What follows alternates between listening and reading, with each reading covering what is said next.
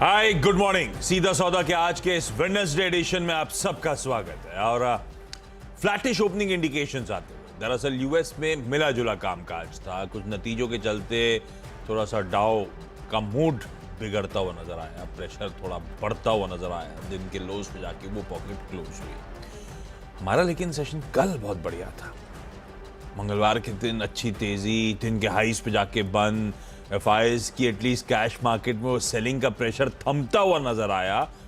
कई trading sessions के बाद इस तरह की तस्वीर बदली। तो डेटा कल थोड़ा सपोर्टिव, कल अच्छी कवरिंग के मूव्स एंजॉय करे हमने, पर आज थोड़े से मिली जुली क्यूज की तस्वीर है। ऐसे में जरा क्विकली कैमरा घुमाइए, पिच समझ ली जाए है कैसी और समझा जाए किस तरह के क्यूज दरअसल हैं। भाई ये तो हरी वाली मार दी।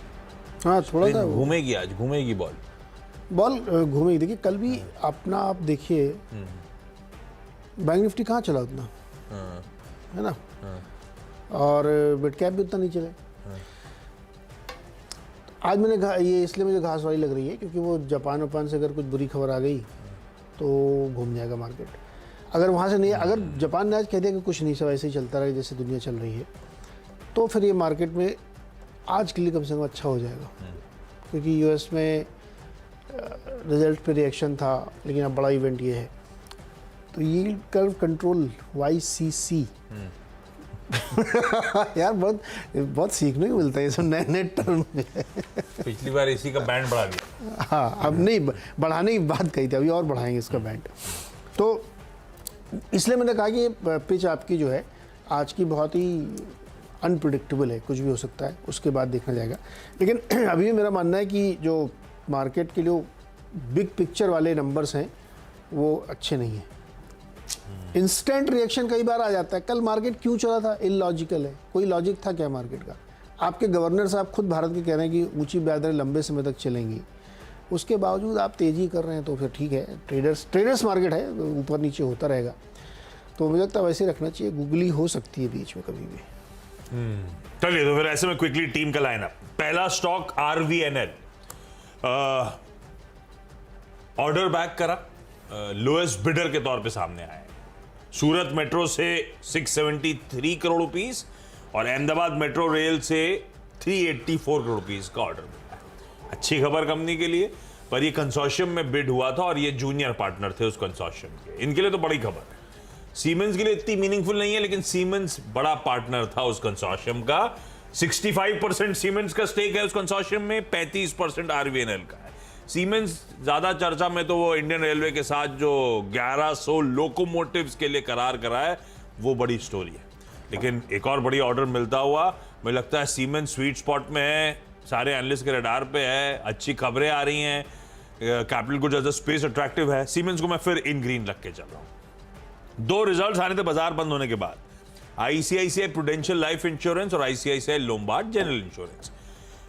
प्रूडेंशियल तो ग्रीन है, पर ध्यान रखिएगा हमारे एक्सपर्ट्स पिछले कुछ दिनों से ICICI प्रू को लेकर बुलिश थे। चार्ट्स पे स्ट्रेंथ नजर आ रही थी, तो काफी हद तक रिजल्ट से पहले की पॉस्चरिंग हो चुकी है। सिर्फ नंबर्स पे मैं ग्रीन, अभी ICICI प्रू की बात हो रही है, उसको रखिए।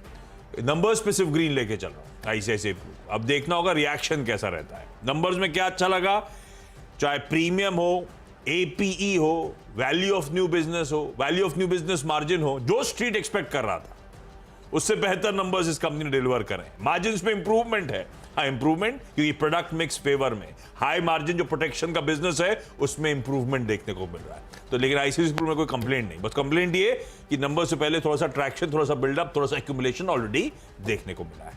दूसरा रखा था मैंने ICICI Lombard. ICICI Lombard mixed है, कई लोग इसको मानते हैं अच्छे नंबर, मुझे लग रहा है एक्सपेक्टेशन से थोड़ा सा म्यूटेड परफॉर्मेंस आया है जनरल इंश्योरेंस कारोबार का। जो नेट डिटेल स्क्रीन पर आ रही है, नेट प्रीमियम, जो नेट अर्न प्रीमियम जो है, जो मुनाफे का आंकड़ा है, जो स्ट्रीट एक्सपेक्ट कर रहा था उससे कम वो क्लॉक करते हुए नजर आए। कंबाइंड रेशियो एक्सपेक्टेशन से ज्यादा जाता हुआ नजर आया है। मुझे लगता है ICICI प्रू कल अच्छा इंटरेस्टिंग है। देखिए नंबर से पहले ICICI प्रूडेंशियल में तेजी थी, ICICI लोम्बार्ड पस्त पड़ा हुआ था और नंबर्स भी थोड़े से बहुत इंकरेजिंग नहीं है ICICI लोम्बार्ड, इसीलिए मैं उसको रेड लेके चल रहा हूँ। 4 निपटा दिया। इतनी जल्दी? समय कम है इसलिए। समय कम, समय भरपूर रहता है, सोचा सबको पता ही है, हमें सिर्फ बताने की जरूरत है। ओके अच्छा, तो मैं भी बताने की कोशिश कर रहा हूँ, सबको मालूम है एरिस लाइफ रिजल्ट कल आए थे। इनका जो मुनाफा है वो थोड़ा सा बढ़ा, 1% करीब 100 करोड़ के आसपास था रेवेन्यू में, लेकिन अच्छी ग्रोथ हुई, 27-28% की ग्रोथ बढ़ के आई है।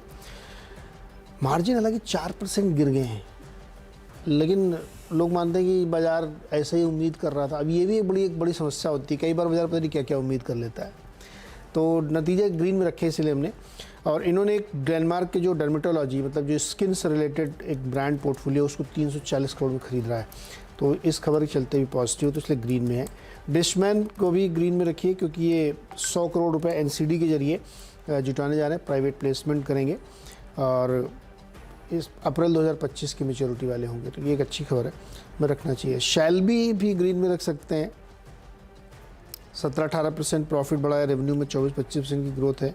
हालांकि मार्जिन यहाँ पे 1% हिट, इस बार भी मार्जिन सबके हिट हो रहे हैं, पता नहीं क्यों। तो ग्रीन में इसको रख सकते हैं। चौथा मैं भी 4 बताऊंगा, श्री पुष्कर केमिकल, नतीजे कमज़ोर, मार्जिन 14.5 से गिर के 8.5, एबिटा में 33% की गिरावट, रेवेन्यू 11-12% बढ़ा है, लेकिन मुनाफा 59% नीचे है। बहुत ही कमज़ोर नतीजे हैं श्री पुष्कर के, तो इसको ध्यान में रखा जा सकता है। 4 हो गए मेरे। 2 निपटा देता हूँ मैं। आईटीसी तो खैर खबर तो बहुत छोटी आईटीसी, पर एचयूएल कल जो मूव करने शुरू हुए हैं एफएमसीजी की तरफ, जो स्ट्रीट का फोकस आया है, वो एचयूएल ने सारी स्ट्रीट में मोमेंटम बना दिया पूरे सेक्टर में। आईटीसी भी इसीलिए 0.5% ऊपर था। खैर, आईटीसी ने कल घोषणा करी कि ये स्प्राउट लाइफ फूड्स में 100% स्टेक एक्वायर करेंगे। स्प्राउट्स लाइफ फूड क्या है? आप लोगों ने कभी न्यूट्रिशनल बार देखी है, योगा बार नाम से? ये उसको एक्वायर करने जा रहे हैं। ट्रांचेस में पैसा दिया जाएगा, पहले 175 करोड़ रुपए में 40% स्टेक, इवेंचुअली बाकी का स्टेक एक्वायर करा जाएगा। और आईटीसी कहती है ये जो योगा बार जिस स्पेस में है, न्यूट्रिशनल बार्स के स्पेस में, दैट इज आर 45,000 करोड़ मार्केट साइज अपॉर्चुनिटी। रखिए इसको रडार पे, इन ग्रीन रख दिया है। ईआईडी पैरी को इन ग्रीन लेके चल रहा हूं। नई डिस्टिलरी को कमीशन करा है 120 KLPD, किलोलीटर्स पर डे। उसको आंध्र प्रदेश में डिस्टिलरी कमीशन होती हुई, जो कि molasses, cane juice, syrup, grain, सबसे उन सब फीड स्टॉक्स के थ्रू, मल्टीपल फीड स्टॉक के थ्रू ऑपरेट कर सकते। खबर अच्छी, ग्रीन है। ओके, अगले 2 स्टॉक मेरे कौन से हैं भाई? अगले 2 स्टॉक में 5वां है डेल्टा कॉर्प। इनका नतीजा आया है, प्रॉफिट 20% इन्होंने बढ़ाया है, रेवेन्यू में 10% की ग्रोथ है, लेकिन 4.5% एबिटा गिरा, 100 करोड़ पे आया है, और मार्जिन 43 से 37। वैसे मुझे ये स्टॉक कभी बहुत आउट परफॉर्मर नहीं लगा है, ट्रेडर्स वाला है, दिन में ऊपर नीचे होता रहता है। इसका मजा ही ट्रेडिंग का है बस। और नतीजे कमज़ोर मेरे हिसाब से हैं, तो रेड में रखा है।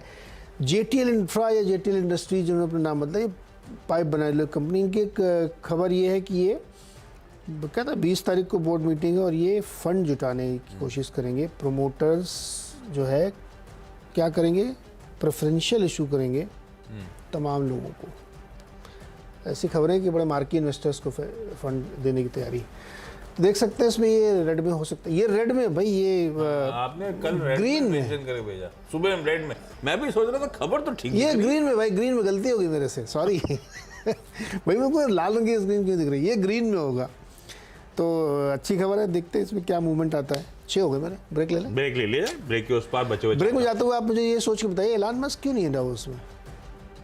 ब्रेक के बाद बताएंगे हम लोग क्यों नहीं है, ये बताएंगे। पढ़ के ही आए, बताऊंगा। हाँ, मैं नहीं पढ़ गया है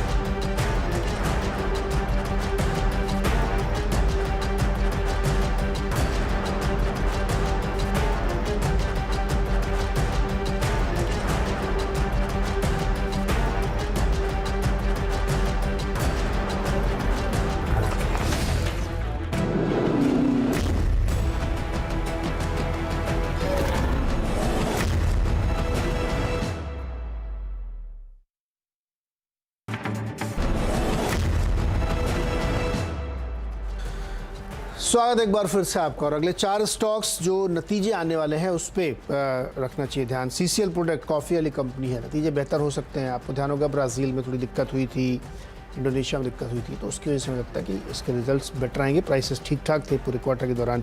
परसिस्टेंट सिस्टम में ग्रीन हो सकते हैं रिजल्ट्स, इसलिए क्योंकि आईटी के नतीजे जो अब तक आए हैं वो बेटर है काफ़ी, और उम्मीद ये की जानी चाहिए कि मिडिल क्या मतलब मिड कैप आईटी स्टॉक्स के नतीजे काफ़ी अच्छे हो सकते हैं। और परसिस्टेंट तो लगातार बढ़िया नंबर दे रहा है, तो ये 2 यहाँ पर रख सकते हैं।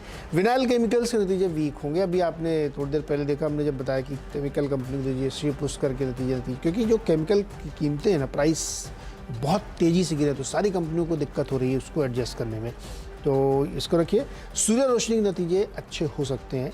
क्वार्टर के दौरान काफ़ी इनकी जो रॉ मटेरियल प्राइसेस गिरी, उसका इम्पैक्ट इसमें देखने को मिल सकता है, तो नतीजे ग्रीन में हो सकते हैं।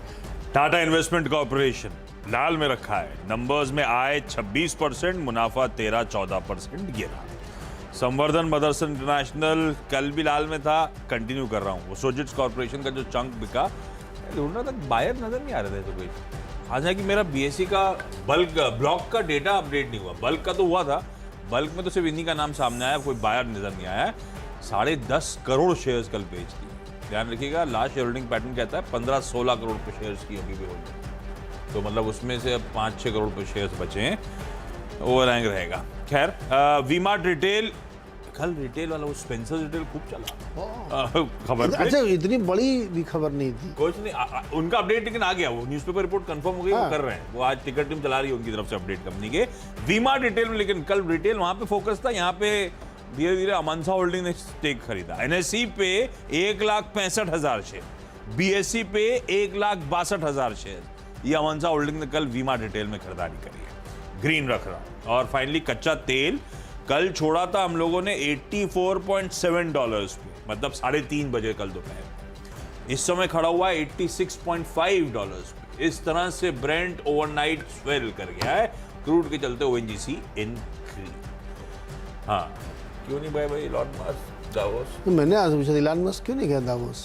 आप कुछ भी आपने पढ़ा ग्लोब। एक तो मुझे पता है कि उन्होंने एक 2018 में ट्वीट करा था कि मेरे पास इनफ कैश है, मैं अपनी कंपनी प्राइवेट ले जाऊंगा, ले जाने के लिए। तब वो 2018 में बहुत तेजी आई, तो सब उसके बाद करा तो था नहीं, तो केस रोक दिया था। वो केस की हियरिंग शुरू हो गई कल। हाँ, उसमें तो उनको जुर्माना होगा पक्का, होना ही चाहिए, लॉजिकली तो होना ही चाहिए। इसीलिए नहीं गया क्या? नहीं, उनको बुलाया नहीं गया हैं? दावोस इनविटेशन ओनली है, इलॉन मस्क को नहीं बुलाया। उनको आखिरी बार 2015 में बुलाया गया था। हाँ बिल्कुल, ऑडियो आ रहा है ना? बिल्कुल आ रहा है।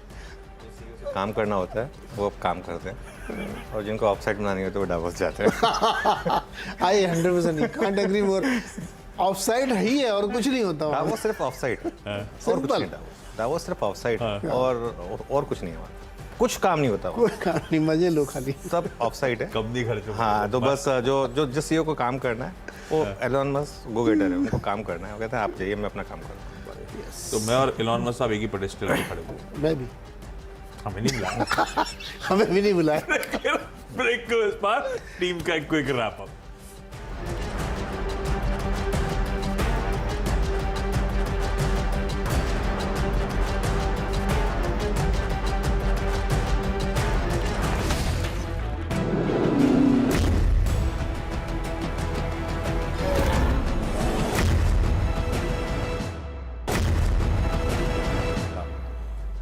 ब्रेक के बाद आपका स्वागत है। क्विकली मेरी 10 की सीधा सौदा की आज की टीम आप लोगों की स्क्रीन पर आएगी।